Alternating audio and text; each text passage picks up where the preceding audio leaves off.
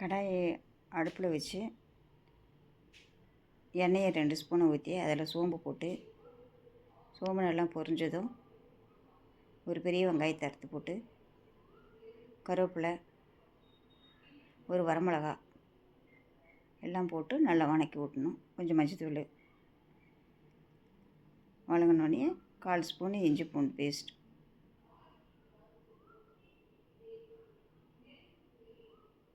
பச்சை வாசம் போக நல்லா வணக்கி விட்டு காலிஃப்ளவரை சுடுதண்ணியில் போட்டு உப்பு போட்டு அது ஒரு கொதி வந்தோடனே அதை எடுத்து வடிகட்டி அதை இதை எடுத்து போட்டுடணும்.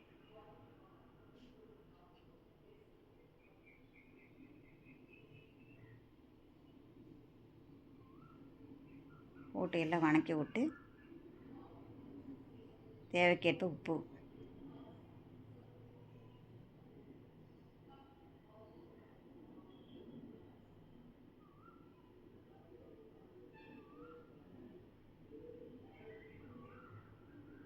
அரை ஸ்பூனு மல்லித்தூள்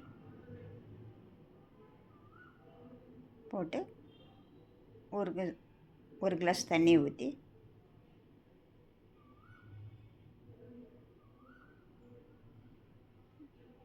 மூடி போட்டு நல்லா வேக வச்சிடணும்.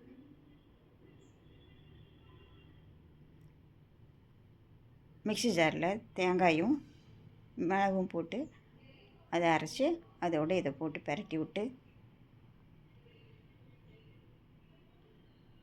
ஒரு 2 நிமிஷம் நல்லா பிரட்டி விட்டு கொத்தமல்லி தழை அது மேலே தூவி விட்டு